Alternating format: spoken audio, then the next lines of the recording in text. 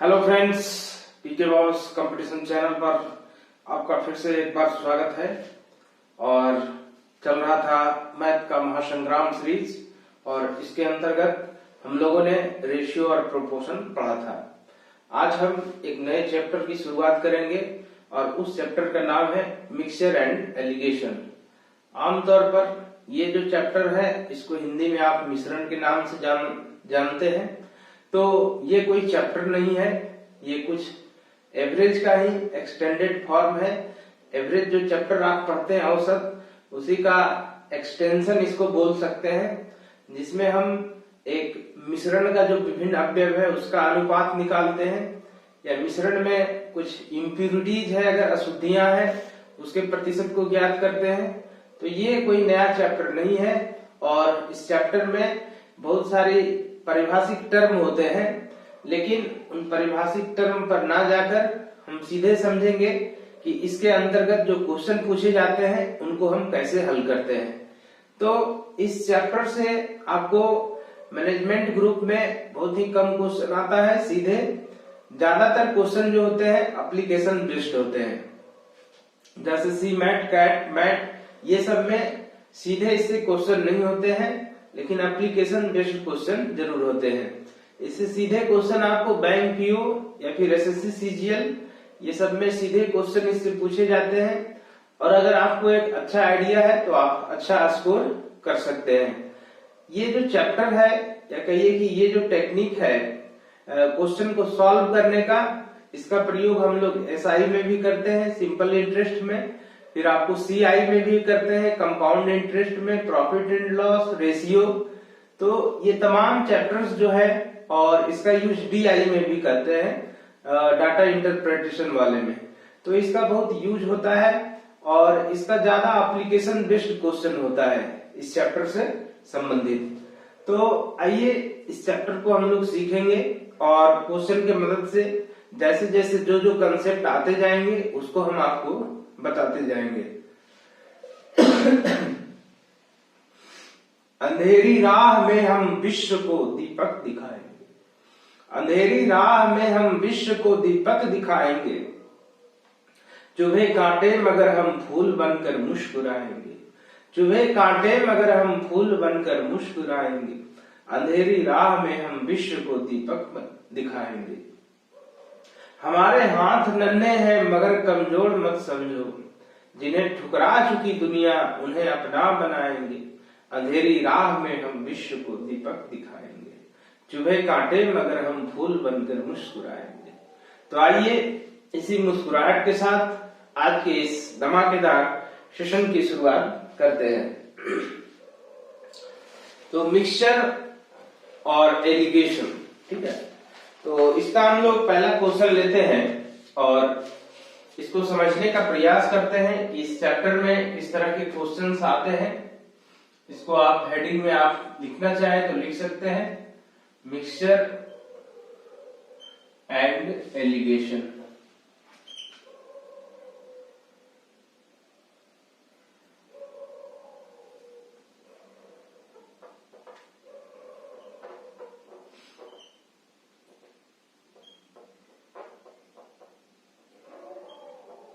तो इसमें देखिए पहला क्वेश्चन आपका क्या है। पहला क्वेश्चन है, कहता है कि एक प्रकार के चावल का मूल्य 8.5 रुपया है, 8.5 रुपया प्रति केजी है, ठीक है। और फिर एक दूसरा प्रकार का चावल है, उसका मूल्य 13 रुपया प्रति केजी है। तो दोनों प्रकार के चावल को किस अनुपात में लेकर एक साथ मिला दिया जाए कि मिश्रण का जो मूल्य है 10 रुपए प्रति केजी हो जाए, ठीक है। तो एक प्रकार के चावल का दाम 8.5 रुपया प्रति केजी, दूसरे प्रकार का चावल का दाम 13 रुपया प्रति केजी, और मिश्रण का दाम कितना एक्सपेक्टेशन रखा है कि 10 रुपए प्रति केजी हो जाए, तो बीच में 10 रखेंगे। अब इसको देखिए इस तरह से करते हैं, ठीक है। तो ये जो ऊपर में दोनों पार्ट होता है, ठीक है, तो बीच वाले से एक बड़ा होता है एक छोटा होता है, ठीक है। जैसे देखिए यहाँ पर 13 बड़ा है, तो 13 और 10 का अंतर 3 हो जाएगा, ठीक है। और फिर 8.5 और 10 का अंतर, तो हम यहाँ पर अंतर बोल रहे हैं, ठीक है। अंतर मतलब होता है कि आपको बड़ा में हमेशा छोटा को घटाना है, ठीक है। तो यहाँ पर जो है 10 में 8.5 घटा दीजिए तो निश्चित रूप से 1.5 हो जाएगा। और आप जानते हैं कि 1.5 दूना 3, ठीक है, तो ये हो जाएगा 2:1, है ना। तो किस अनुपात में लेना चाहिए, तो ये वाला जो चावल था इसका 2 यूनिट लेना चाहिए, तो इसका 1 यूनिट लेना चाहिए और दोनों को मिला दिया जाए तो जो मिश्रण बनेगा उसका कीमत क्या हो जाएगा, 10 रुपए प्रति केजी हो जाएगा। तो इसमें इसी ढंग से क्वेश्चन को बनाते हैं। दूसरा देखिए इसी में क्या है, आपको दूसरा क्वेश्चन है कि सोना पानी से 19 गुना भारी है तथा तांबा पानी से 9 गुना भारी है। तो इसमें पानी के तुलना में दोनों का वेट लिखा है। सोना के बारे में बोल रहा है कि पानी से जो है 19 गुना भारी है, 19 गुना भारी है, और तांबा जो है पानी से 9 गुना भारी है। आगे कहता है कि दोनों धातुओं को किस अनुपात में लेकर एक साथ मिला दिया जाए कि प्राप्त मिश्र धातु पानी से 15 गुना भारी हो। तो प्राप्त मिश्र धातु पानी से कितना गुना भारी हो, 15 गुना। तो बीच में जो है मिश्र धातु वाला रखते हैं, बीच में जो है मिश्रण वाला रखते हैं, ठीक है। जैसे यहाँ मिश्रण का जो मूल्य था उसको बीच में रखे, उसी तरह से यहाँ जो मिश्र धातु की मात्रा है उसको बीच में रखे। अब देखिए फिर से वही बात हो जाएगी, एक बड़ा है तो दूसरा छोटा है, तो इस दोनों का अंतर जो है आपका 4 हो जाएगा और इस दोनों का अंतर 6 हो जाएगा। बीच में ठप्पा मारिए तो 2 तिया 6, 2 दूनी 4, ये आपका हो गया 3:2, ठीक है। तो इसमें आपको पूछा था कि दोनों धातुओं को किस अनुपात में लेकर एक साथ मिला दिया जाए, तो किस अनुपात में मिलाया जाए, बोलिए 3:2। आइए क्वेश्चन नंबर 3 देखते हैं। क्वेश्चन नंबर 3 में है आपका, एक प्रकार के शराब में 30% अल्कोहल है और दूसरे प्रकार के शराब में 50% अल्कोहल है।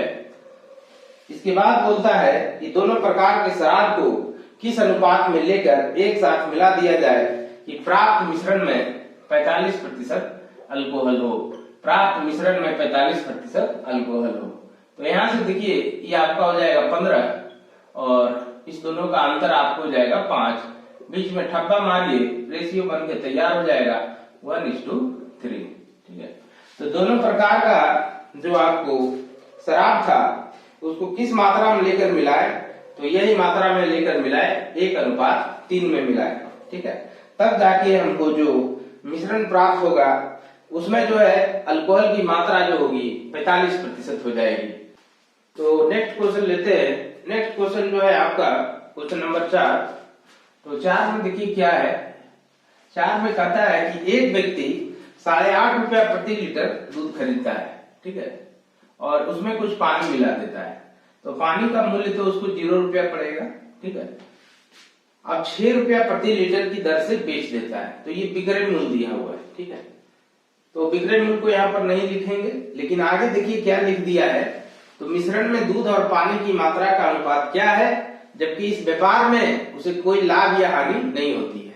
तो यहाँ पर जब लिख दिया है कि कोई लाभ या हानि नहीं होती है, इसका मतलब कि उसको जितना लागत पड़ रहा है उतना में ही वो बेच दे रहा है, ठीक है। यानी विक्रय मूल्य बराबर क्रय मूल्य हो जाएगा।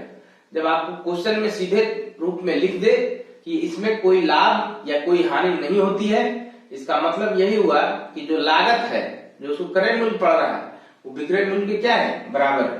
तो हम यहाँ पर 6 ले सकते हैं, बीच में 6 ले सकते हैं। ऐसे अगर यहाँ ये विक्रय मूल्य दिया रहता, अब बोलता है कि 10% का लाभ है, तो फिर क्रय मूल्य निकालना पड़ता है, क्योंकि ये क्रय मूल्य, ये क्रय मूल्य, तो यहाँ भी क्रय मूल्य ही रखाएगा। तो इस बात का आप ध्यान रखेंगे। तो यहाँ पर जो है 8.5 में 6 घटा दीजिए तो ये कितना आ जाएगा, 2.5 हो जाएगा, ठीक है। और ये देखिए बड़ा है तो निश्चित रूप से छोटा है, तो 6 - 0 कीजिएगा तो ये आपका 6 हो जाएगा, ठीक है। तो ये आपका कितना है, 2.5 है और 6 है। तो इसमें आपको पूछा था कि मिश्रण में दूध और पानी की मात्रा का अनुपात क्या होगा, ठीक है। तो यहाँ पर आप इसको चाहे तो कटा सकते हैं, इसको बटे 10 लिख सकते हैं हम लोग, ठीक है। और फिर बैलेंस करने के लिए 10 से गुना कीजिएगा तो ये 60 और 25 हो जाएगा, है ना।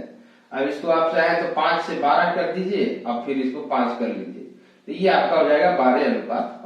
यही आपका उत्तर हो जाएगा, ठीक है। तो अगर हम क्रय मूल्य रख रहे हैं तो हमेशा क्रय मूल्य ही रखेंगे, लेकिन यहाँ विक्रय मूल्य क्यों रखाया, क्योंकि यहाँ पर इस सिचुएशन में लागत जो पड़ रहा है यानी जो क्रय मूल्य पड़ रहा है विक्रय मूल्य के क्या है, बराबर है। इसी कारण से यहाँ पर 6 रखा है, ठीक है। तो अब नेक्स्ट क्वेश्चन की ओर बढ़ेंगे, क्वेश्चन नंबर 5। तो इसको मिटाते हैं। उम्मीद है कि आपको समझ में आ रहा होगा, सेशन अच्छा लग रहा होगा, ठीक है। तो मिश्रण एक ऐसा चैप्टर है जिसको आप सब जगह यूज कर सकते हैं, है ना। तो कभी कभी विकट परिस्थितियों में भी ये जो टेक्निक है ये बड़ा काम आता है। कभी कभी ऐसे सिचुएशंस बनते देखे गए हैं कि आपके पास 3 वेरिएबल है और 2 ही इक्वेशन है, ठीक है। 3 वेरिएबल है और 2 ही इक्वेशन है। तो वैसे सिचुएशन में भी हम एलिगेशन के मदद से क्वेश्चन को सॉल्व कर सकते हैं। और ऐसा किन परिस्थितियों में होता है तो ये आपके सवाल में आएगा, तो हम लोग आगे देखेंगे।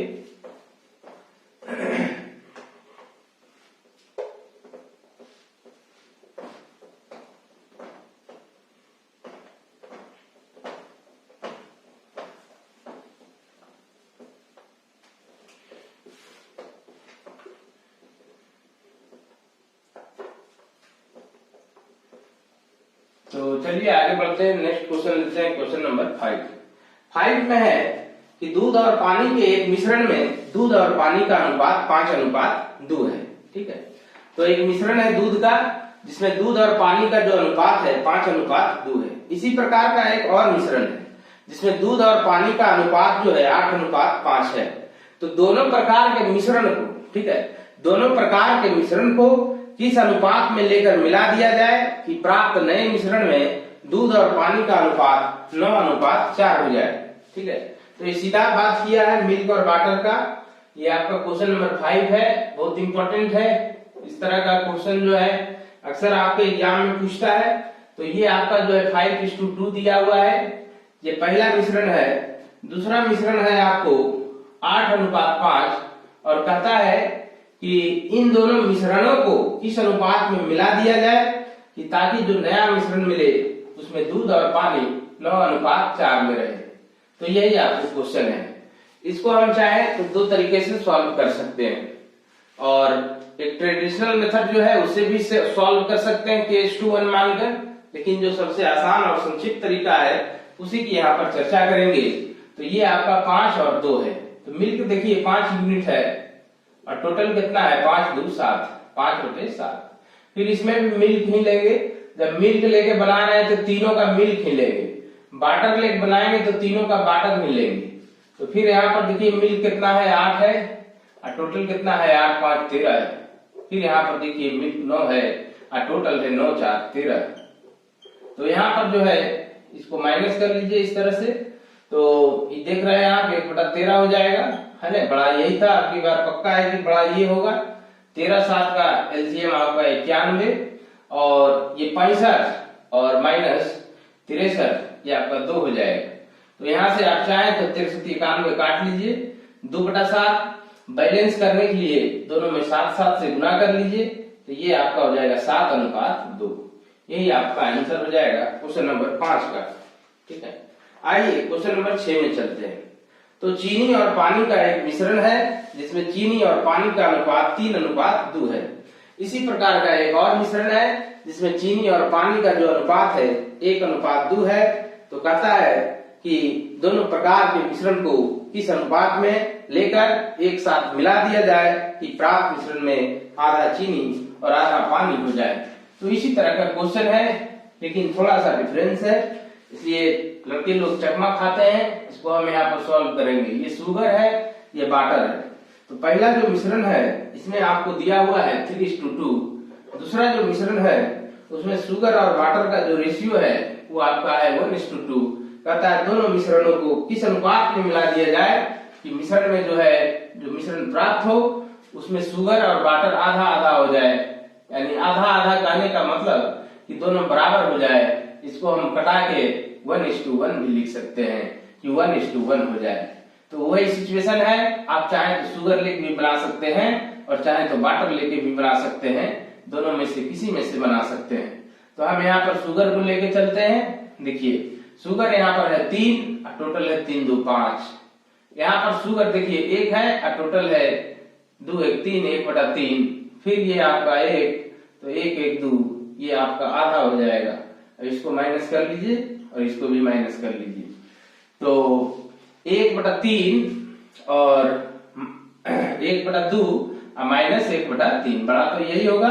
1 रुपया 2 भाग में बांटना है, 1 रुपया 3 भाग में बांटना है, तो ये हो जाएगा 1/6। ठीक है। अब बड़ा ये था, ये छोटा था, अब की बार बड़ा ये हो जाएगा। 5 और 2 का लघुत्तम कितना होता है अभी? 10 है ना। तो ये जाएगा आपको 5 दूनी 10, 3 दूनी 6, 6 5 1 है ना। तो अब इसको कटा लीजिए, ये आपको हो जाएगा 2 तिया 6 और 2 पचे 10। ठीक है। तो 1/3 है, 1/5 है, तो 15 से गुना कीजिएगा। ठीक है। तो 15 से गुना कीजिएगा तो ये 5:3 हो जाएगा। तो दोनों प्रकार का जो मिश्रण है उसको किस अनुपात में लेके मिलाया जाए? तो 5:3 के अनुपात में मिलाया जाए। तो अब नेक्स्ट क्वेश्चन लेते हैं, क्वेश्चन नंबर 7। तो क्वेश्चन नंबर 7 है, उसको आप आज तक बहुत बड़े तरीके से बनाते आए होंगे, क्योंकि क्वेश्चन बैंक का क्वेश्चन है, परीक्षा में पूछा हुआ है। तो पुराने लड़के जो सेशन देख रहे होंगे वो भी इस क्वेश्चन को बनाए होंगे और बहुत लंबे तरीके से बनाए होंगे। आज हम देखिए उसका शॉर्टकट आपको बताते हैं। जो क्वेश्चन को लोग 6 से 7 लाइन में बनाते हैं या 8 लाइन में बनाते हैं, उसको देखिए 2 लाइन में कैसे कंसेप्ट से ही हम बना देते हैं। तो ये क्वेश्चन आपको है वही वाला, उत्तरी गोलार्ध और दक्षिणी गोलार्ध वाला। ठीक है। तो बहुत लड़कों को तो इसका आंसर भी याद रहता है, क्योंकि एक जमाने का क्वेश्चन है और बहुत इंपॉर्टेंट क्वेश्चन है।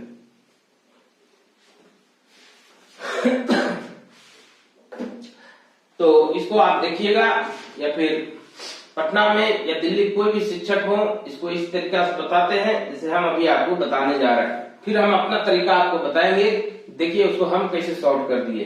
ठीक है। तो कहता है पृथ्वी के उत्तरी गोलार्ध में जमीन और पानी का अनुपात 1:2 है। ठीक है। तो उत्तरी गोलार्ध आप जानते हैं, पृथ्वी जो है 2 गोलार्ध में बटा हुआ है, एक आपका उत्तरी गोलार्ध और दूसरा क्या है? दक्षिणी गोलार्ध। ठीक है।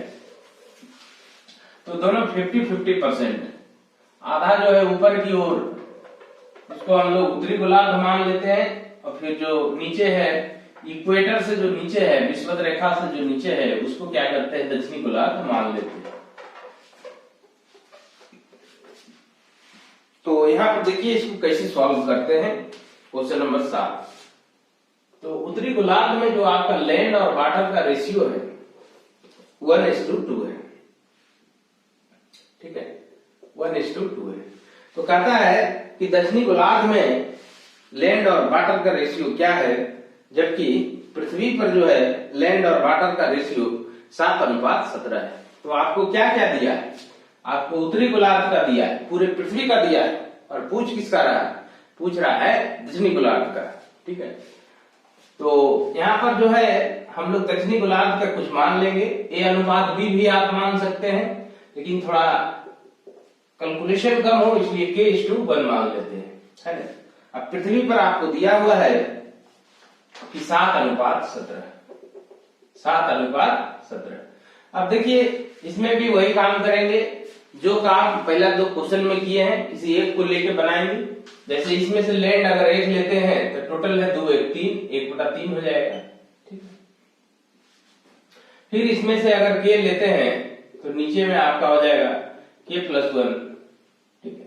अब जो है इसको आप चाहे तो और छोटा कर सकते हैं कि K/K+1 को कुछ मान सकते हैं, A मान सकते हैं या B मान सकते हैं, तो कैलकुलेशन करने में आपको आसानी हो जाएगी। ठीक है। कि रहने दीजिए, इससे भी कैलकुलेशन कोई ज्यादा होने वाला नहीं है।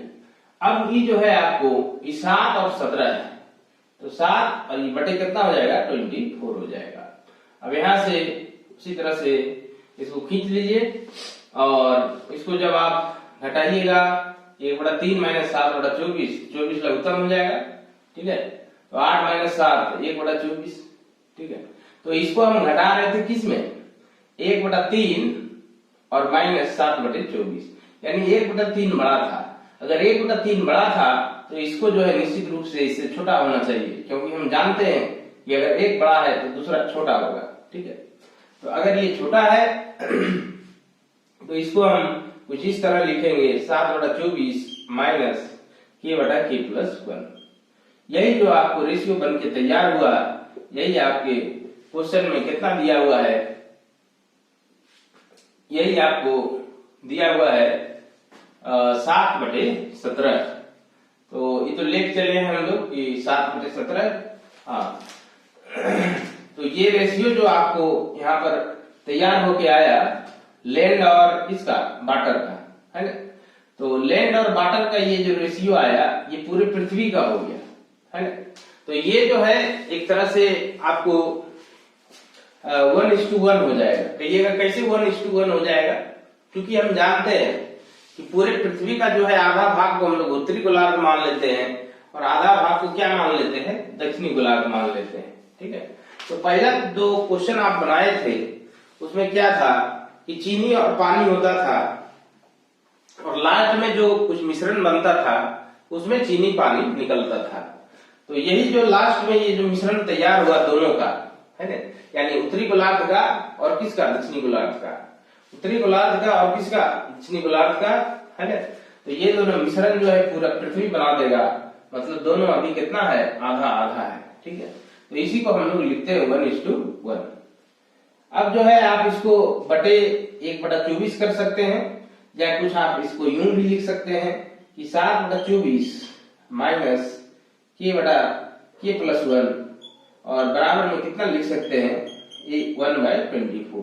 क्योंकि बटे 1/24 कीजिएगा, इधर 1/1 होगा, फिर क्रॉस होके ऊपर चल जाएगा, ठीक है। अब 1/24 को ही इधर ले आइए, तो 7/24 माइनस ये 1/24, 6/24 यानी 1/4, 1/4 बराबर के बटा के प्लस 1, ठीक है।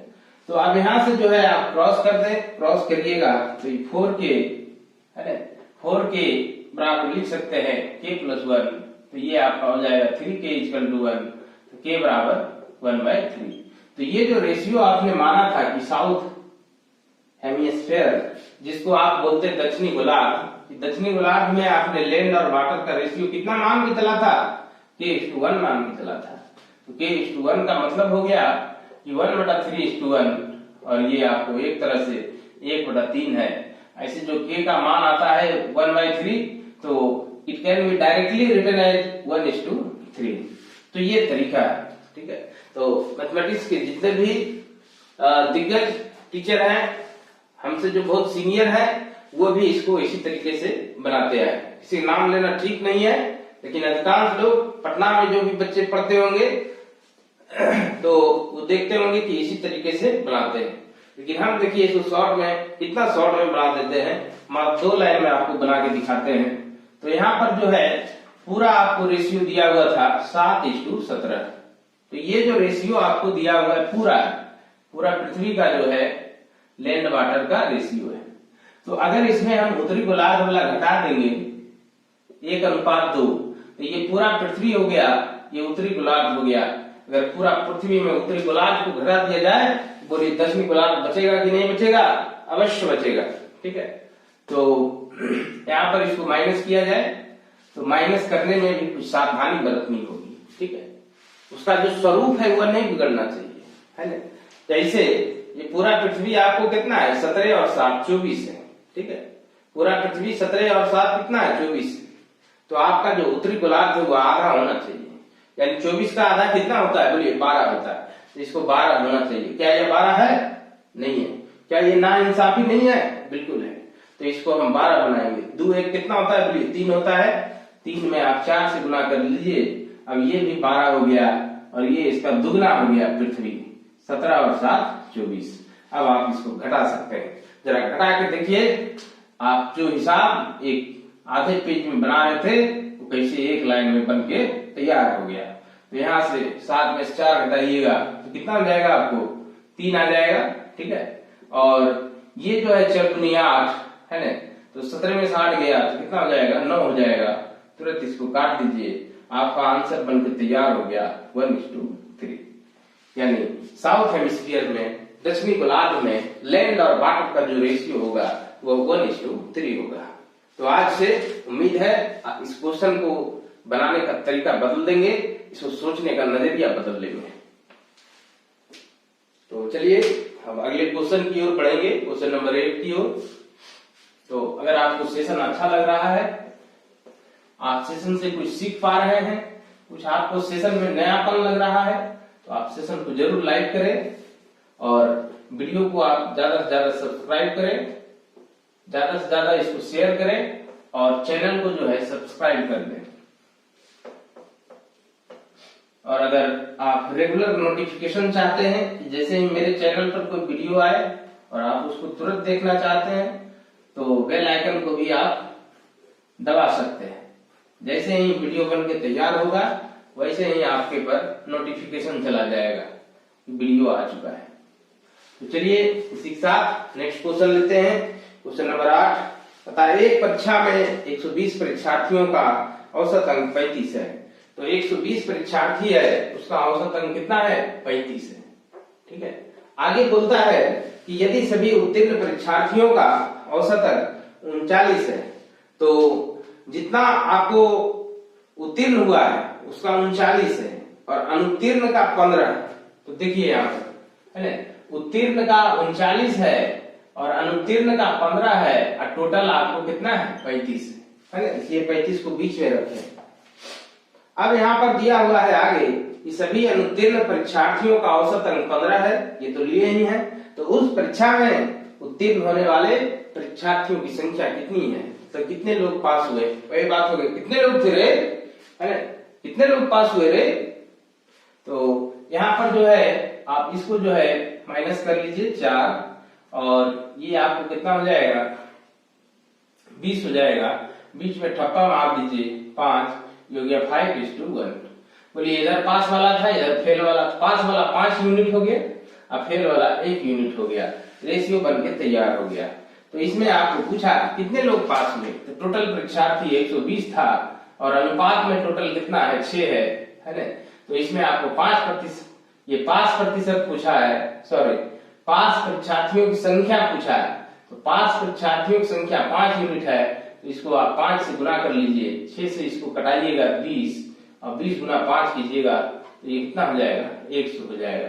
यानी 100 परीक्षार्थी उसमें उत्तीर्ण हुए और 20 रुपया हो गया, फेल हो गए हैं। ठीक है, तो अगला क्वेश्चन लेते हैं, क्वेश्चन नंबर 9 बता, 15 अधिकारियों का औसत मासिक वेतन 15,500 है। ठीक है, तो 15 ऑफिसर हैं, उनका जो औसत मासिक वेतन है 15,500 है। तो इसमें देखिए अन्य कर्मचारी है, मतलब ये अधिकारी को छोड़ के 8500 है और सभी कर्मचारी है, मतलब अफसर अन्य कर्मचारी दोनों को मिला के बन गया सभी कर्मचारी। तो सभी कर्मचारी का जो है 9500 है। तो आप इसको शॉर्ट में बनाने के लिए, क्योंकि सब जगह आपको 2 0 नजर आ रहा है, तो 2 0 को मिटा लीजिए, है ना। तो 155 ही रहने देते हैं और 8500 को 85 लिखते हैं और सभी कर्मचारियों का 9500 है, तो उसका 95 लिखते हैं। ठीक है, तो अब ये आपका रेशियो बन के तैयार हो जाएगा। बोलिए 10 का अंतर है और ये आपको 60 का अंतर है। ठीक है, तो यहां से हो जाएगा 10 6 60, ये हो गया 1:6। ठीक है, यानी ऑफिसर 1 यूनिट है, तो आपको अन्य कर्मचारी जो कितना है? 6 यूनिट है। तो इसमें पूछा कि अन्य कर्मचारियों की संख्या कितनी है, तो 1 पर आपको 15 दिया हुआ है।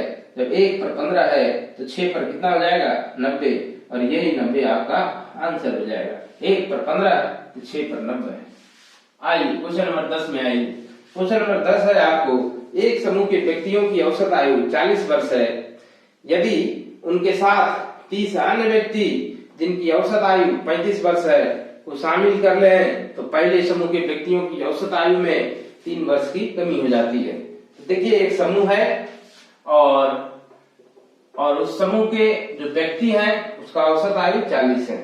अब जो है एक ग्रुप और शामिल कर लिया जिसमें 30 व्यक्ति है। ठीक है, और इन लोग का जो औसत आयु है वो 35 है। तो पूरा जो समूह बना, पहला समूह दूसरा समूह, है ना, तो दोनों जो समूह मिलके फिर एक समूह बन गया, इसका औसत आयु जो है पहले वाले से 3 कम हो जाता है। यानी पहले अगर 40 था तो अब कितना हो जाता है?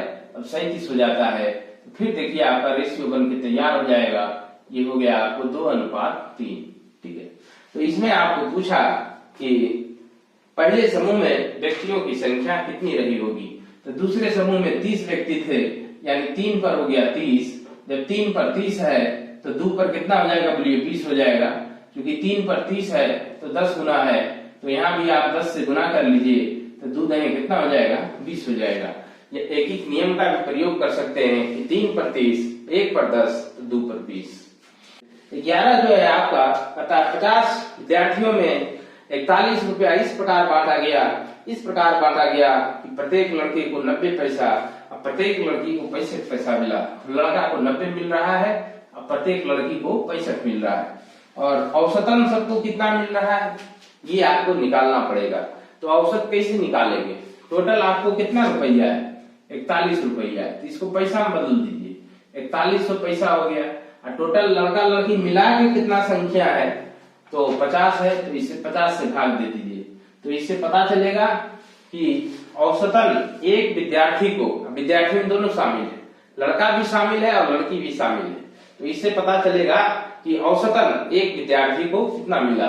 तो यहाँ से आप 1010 कटा लीजिएगा, 65 40 15 10, ये बीच में आपका हो गया 82 पैसा। ठीक है, तो अब यहाँ से आपको रेशियो बन के तैयार हो जाएगा, 82 8 90 और ये 65 5 70 और ये आपका कितना आ जाएगा, 17 आ जाएगा। ठीक है, क्योंकि 65 10 75 और 7 82, तो ये हो गया 17:8। इसमें आपको क्या पूछा, यही पूछा कि लड़का की संख्या कितनी है, लड़का की संख्या कितनी है मतलब 17 यूनिट कितना के बराबर है। तो टोटल आपको 50 दिया हुआ है, अनुपात में टोटल आपको 25 है।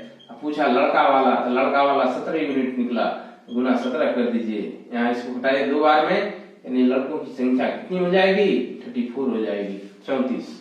जब 34 लड़का है तो 16 लड़की हो जाएगी। आइए क्वेश्चन नंबर 12 में आते हैं। तो क्वेश्चन नंबर 12 देखिए क्या है आपका। 12 में कहता है एक थैले में 5 रुपया वाले और 10 रुपया वाले नोटों की संख्या 50 है। यदि उनका कुल मूल्य 325 हो तो उस थैले में 5 के कितने नोट हैं। तो एक 5 रुपया वाला है और एक 10 रुपया वाला है, एक 5 रुपया वाला है और एक 10 रुपया वाला है। और औसत जब आप निकालिएगा तो औसत निकालने के लिए यही वाला काम करना पड़ेगा। तो टोटल देखिए थैला में कितना है, टोटल आपको है 325 रुपया। टोटल थैला में कितना है 325 रुपया और टोटल आपको नोट कितना है, टोटल आपको नोट है 50।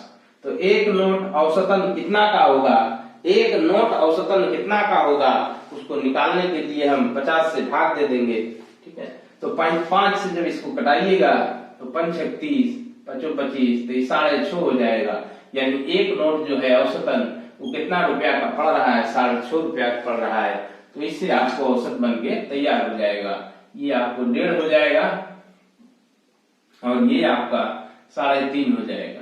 तो यहाँ से दशमलव दशमलव तो कट ही जाएगा, एक अंक के बाद एक अंक के बाद। तो ये 5 या 15 हो गया और 5 7 35 हो गया।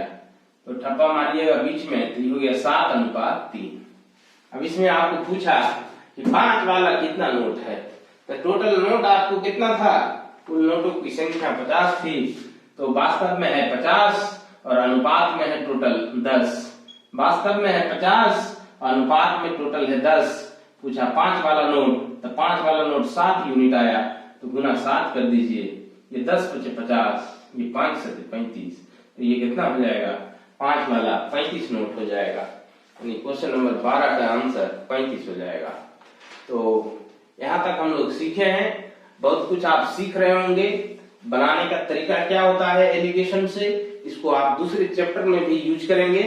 तो और भी अभी इसमें सवाल सीखेंगे, बहुत सारे क्राइम रूल, प्रॉफिट लॉस का भी क्वेश्चन सीखेंगे कि प्रॉफिट लॉस में हम किस तरह से इसको अप्लाई करते हैं, CISI में कैसे अप्लाई करते हैं। तो सारा चीज बारी बारी से सीखते चलेंगे।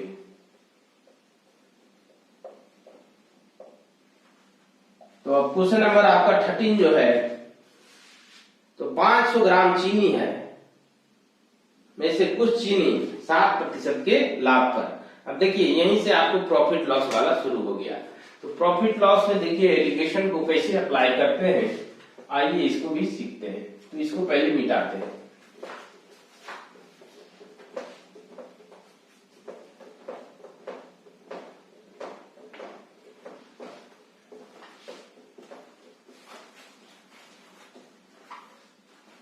अगर आप सेशन से कुछ सीख पा रहे हैं तो प्लीज इसको ज्यादा से ज्यादा शेयर करेंगे और वीडियो को लाइक करेंगे। अपना सुझाव भी दे सकते हैं कमेंट बॉक्स में कि आपको सेशन कैसा लग रहा है, आप इससे कुछ सीख पा रहे हैं कि नहीं पा रहे हैं। कमेंट बॉक्स में आप कुछ लिखते हैं तो अच्छा लगता है। एक भी लड़का लिखता है तो चलो लगता है कि मेहनत बेकार नहीं गया, कोई कुछ तो सीखा है ना। तो आप कमेंट बॉक्स में अपना सजेशन दें, ठीक है। आपको क्या दिक्कत हो रही है, आप वीडियो में कुछ सुधार चाहते हैं, कुछ प्रॉब्लम है, तो सारी बातों को आप कमेंट बॉक्स में मेंशन करें और वीडियो को लाइक करें, इसको शेयर करें और चैनल को सब्सक्राइब करें। तो अगला क्वेश्चन लेते हैं 13 नंबर। तो 500 केजी चीनी में से कुछ चीनी 7% के लाभ पर, कुछ चीनी 7% के लाभ पर, शेष चीनी 17% के लाभ पर। यदि इस प्रकार कुल चीनी पर 10% का लाभ हुआ तो कुछ चीनी जो है 7% के लाभ पर, कुछ 17% के लाभ पर, और इस तरह से कुल लाभ कितना हो जाता है 10%। तो कुल लाभ जो है बीच में लिखते हैं, कुल लाभ मतलब औसत लाभ 10% हुआ तो 17% के लाभ पर कितनी चीनी बेची गई, ठीक है। तो यहाँ पर देखिए ये आपको 7 हो जाएगा, ये आपको 3 हो जाएगा, ठीक है। तो टोटल चीनी कितना था 500 केजी था, तो ओरिजिनली 500 है और रेशियो में टोटल है 10, बोला 17% पर बेची जाने वाली चीनी की मात्रा कितनी है, तो आप देख रहे हैं कि 3 यूनिट है तो गुना 3 हो जाएगा, ये आपको हो जाएगा 150 केजी।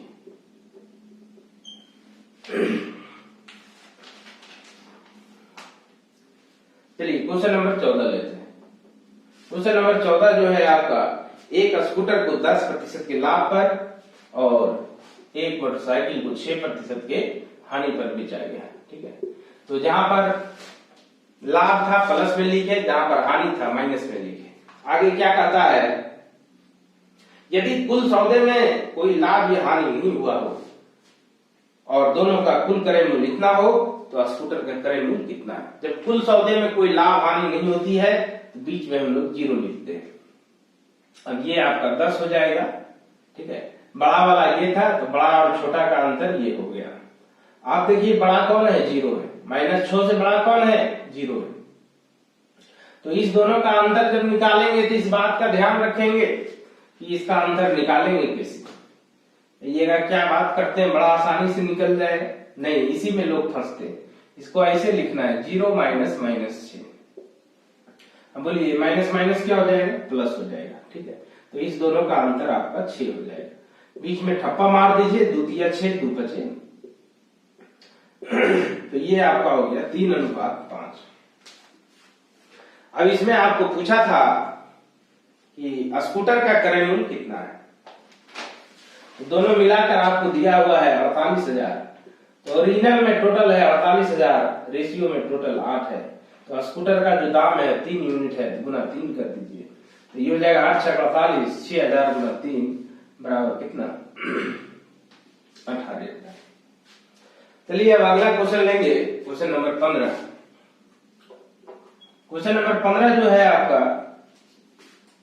दो वस्तुओं में से एक को 15% के लाभ पर, तो एक को जो बेचता है 15% के लाभ पर, दूसरे को 5% के हानि पर। यदि कुल सौदे में 2% का लाभ हो जाता है, कुल सौदे में 2% का लाभ हो जाता है और दोनों वस्तुओं का क्रय मूल्य 4,000 है, तो जो हानि पर बेचा गया उसका क्रय मूल्य कितना है। तो इसका रेशियो निकालिए, पहले 13 हो जाएगा। इसको लिखेंगे 2 - -5, माइनस माइनस प्लस, 2 और 5 7 हो जाएगा। तो 7:13। तो यहाँ पर कुल क्रय मूल्य 4,000 दिया हुआ है, ठीक है। तो ओरिजिनल में टोटल है 4,000 और रेशियो में टोटल है 20। दिस इंप्लाइज कि 20 पर 4,000, 13 पर वाट। क्योंकि आपसे पूछा कि -5% की हानि पर जो बेची गई है, जिस वस्तु को बेची गई है उसका क्रय मूल्य कितना है, तो उसका क्रय मूल्य 13 यूनिट है, तो गुना 13, ठीक है। तो इसको काटिएगा तो 20 × 20 400, 1 0, 13 दूनी 26। तो उसका क्रय मूल्य कितना हो जाएगा, बोलिए 2600 हो जाएगा। चलिए आइए क्वेश्चन नंबर 16 में आते हैं। 16 नंबर जो है आपका, अतः दो वस्तुओं में से एक को 25% के लाभ पर दूसरे को 10% की हानि पर बेचा जाता है। एक 25 का लाभ है, दूसरा 10 का हानि है। यदि कुल सौदे में 5% की हानि हुई हो, कुल सौदे में 5% की हानि हुई हो, तब क्या होगा? ठीक है, तो यहां से 25 है ना, दोनों का अंतर निकालना है। तो अंतर निकालना है मतलब बड़ा में छोटा को घटाना है। तो 25 माइनस 5, ये क्या लिखाएगा ध्यान दीजिएगा, 25 माइनस 5, तो माइनस माइनस प्लस, तो हो जाएगा ये आपको कितना हो जाएगा 30 हो जाएगा। फिर बड़ा तो यही है, तो जब आप अंतर निकालेंगे तो अंतर जब भी निकालते हैं तो बड़ा में छोटा को घटाते हैं। -5 और माइनस 10, तो ये आपको कितना हो जाएगा +5 हो जाएगा। ठीक है, तो ये हो गया 5 और 30, बीच में ठप्पा मारिएगा तो 6 बार में कट जाएगा 1:6। अब इसमें आपको क्या पूछा 16 नंबर में कि वस्तुओं का कुल क्रय मूल्य 7000 हो। ठीक है, 16 नंबर को आगे यहां बनाते हैं। तो वस्तुओं का कुल क्रय मूल्य आपको 7000 दिया हो और अनुपात में टोटल कितना है, अनुपात में टोटल है 7। तो इसमें आपको पूछा है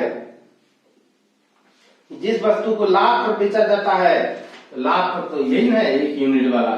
ठीक है, तो ये इतना ही रह जाएगा, 1 से गुना करने कोई मतलब नहीं हुआ। तो इसका आंसर क्या हो जाएगा 1000। यानी जिस वस्तु को 25% के लाभ पर बेचा गया, उसका क्रय मूल्य कितना हो जाएगा, उसका क्रय मूल्य 1000 हो जाएगा। आइए क्वेश्चन नंबर 17 लेते हैं। कहता 30 पेन है और 10 पुस्तकों का कुल क्रय मूल्य 320 है। तो 30 पेन है और 10 पुस्तक है। यदि पेन को 25% के लाभ पर और पुस्तक को 4% के लाभ पर बेचा जाता है, ठीक है, तो पेन को बेच रहा है, देखिए 25% के लाभ पर, क्वेश्चन नंबर 17, पेन को बेच रहा है 25% के लाभ पर, पुस्तक को बेच रहा है 4% के लाभ पर, और उसका टोटल लाभ है 38 रुपया। तो ये जो 38 रुपया आपको लाभ दिया हुआ है, ये प्रतिशत में नहीं दिया हुआ है। ठीक है, ये आपको रुपया में दिया हुआ है। तो एक को बेचा 25% के लाभ पर, एक को 4% के लाभ पर, और लाभ आपको दिया हुआ है रुपया में। तो उस रुपया को पहले आपको प्रतिशत में बदलना पड़ेगा। यानी 38 रुपया का लाभ है और क्रय मूल्य है आपका 320 रुपया। तो इसको जब प्रतिशत में बदलिएगा तो फिर वही वाला फॉर्मूला लगा लीजिए कि लाभ बटे क्रय मूल्य गुना 100, 38 बटा 320 गुना 100, 100%। ठीक है, तो ये आपका लाभ निकल जाएगा। तो यहां से 1010 कटा दीजिए और इसको कटाइएगा तो फिर 2 से कटाइए, 2 से 16, 2 से 19, और यहाँ चूंकि 10 है तो एक बार और कटा लेते हैं 8, 5, तो ये आपको आता है 95/8%। ठीक है, ये आता है आपको 95/8%। तो बीच में यहाँ कितना लिखाएगा 95/8 लिखा जाएगा। अब देखिए फिर रेशियो इसका बना लेते हैं। तो 25 × 200 और 200 में 95 घटाइएगा तो कितना हो जाएगा, 200 में 95 घटा देंगे तो अगर 100 पूरी घटाते तो 100 बचता, 5 और कम कर दीजिए, है ना। अच्छा 5 और उसमें से कम करेंगे तो 105 हो जाएगा। ठीक है, तो ये आपका हो जाएगा 105 और बटे 8, और फिर इसमें से घटा लीजिए तो ये हो जाएगा, लघुत्तम तो 8 ही होगा, फिर 8 चौक 32 है ना, तो 32 को घटाइएगा तो ये जाएगा ना 3 और 6 63, 8 8 कट गया, 21 दिया 63, 21 बचे 105, ये हो गया 3:5 निकल गया, है ना, 3:5। अब ये जो 3:5 निकला तो पूछा कि प्रत्येक पुस्तक का क्रय मूल्य कितना है। तो 3 यूनिट जो दाम निकला है, 3 यूनिट जो क्रय मूल्य निकला, एक पुस्तक का नहीं है, पूरे पुस्तक का है। ठीक है, या फिर आपको ये जो 5 यूनिट क्रय मूल्य निकला है वो आपको एक पेन का नहीं है, पूरे पेन का। तो 30 पेन था शायद, तो 30 पेन का। 4 पुस्तक था तो 4 पुस्तक का कुल क्रय मूल्य जो है कितना है, 3 यूनिट है। ठीक है, तो अब इसी के आधार पर इसको देखिए बनाते हैं, है ना। तो थोड़ा सा कुछ मिटाना पड़ेगा। तो यही वाला मिटाते हैं जिसमें निकाले थे, यहीं पर थोड़ा सा मिटा देते हैं। तो देखिए टोटल क्रय मूल्य आपको रुपया में दिया हुआ है 320। टोटल क्रय मूल्य आपको रुपया में दिया हुआ है 320 और यहाँ पर अनुपात में कितना है 8। चूंकि पुस्तक का बात किया है ना, तो पुस्तक वाला कौन सा था, 25% लाभ वाला था कि 4% लाभ वाला था, है ना। तो 4% लाभ वाला है, ठीक है। तो 4% लाभ वाला देखिए कितना यूनिट आया, 5 यूनिट। तो ये जो दाम निकलेगा, ठीक है, ये जो दाम निकलेगा ये सभी पुस्तकों का होगा, प्रत्येक पुस्तक का नहीं होगा। आपके क्वेश्चन में जितना पुस्तक दिया हुआ है, 4 पुस्तक है, 10 पुस्तक है, ठीक है, 10 पुस्तक है। तो 10 पुस्तकों का कुल क्रय मूल्य है। एक पुस्तक का निकालने के लिए 10 से भाग दे देंगे।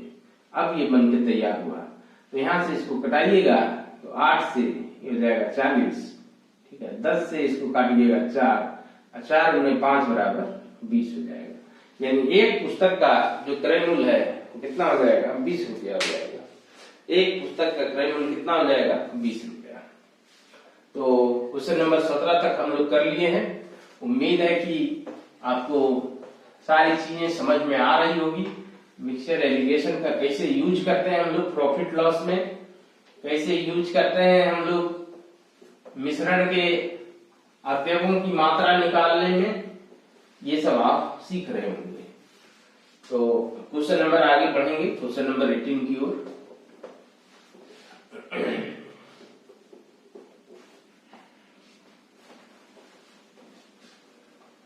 वीडियो हम प्रयास करते हैं कि रेगुलर बेसिस पर आपको मिलता रहे। बाकी मेरा ऑफलाइन भी क्लास रहता है, इससे डिस्कशन भी रहता है।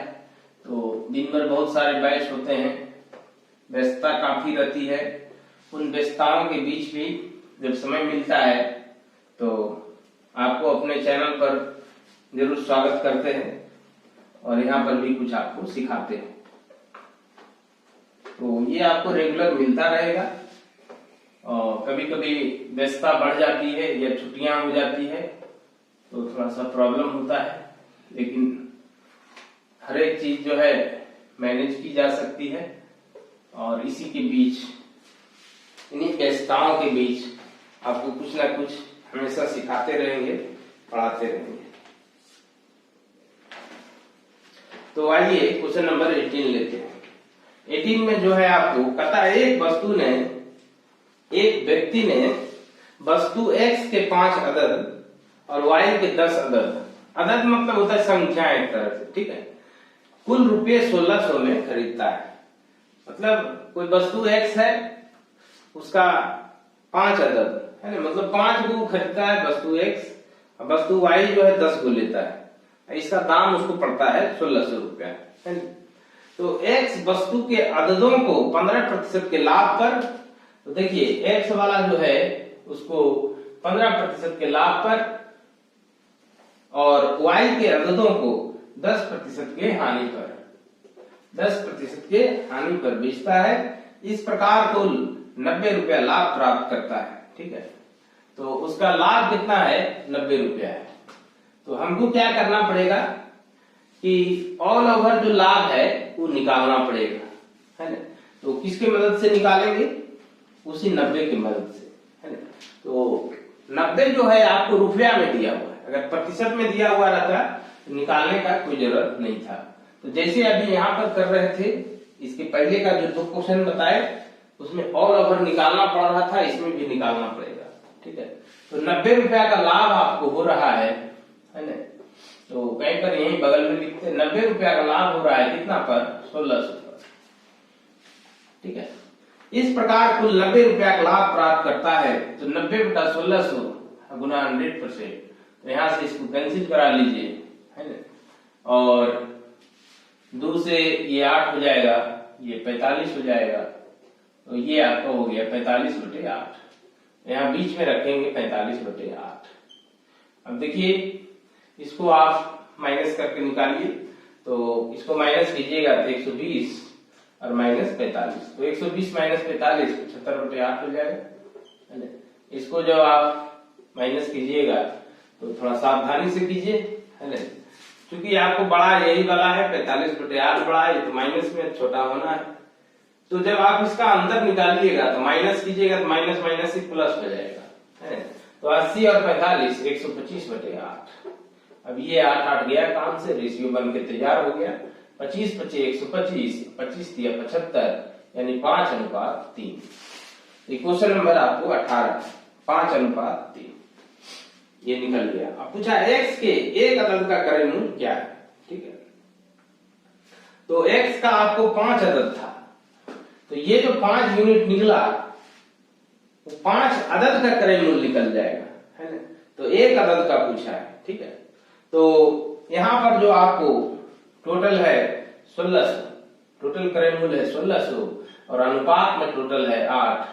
चूंकि x का पूछ रहा है तो गुना 5 हो जाएगा। ठीक है, तो ये गुना 5 से किए, 5 यूनिट जो है x के कुल अदद का है, लेकिन आपसे क्वेश्चन में पूछा एक अदद है ना।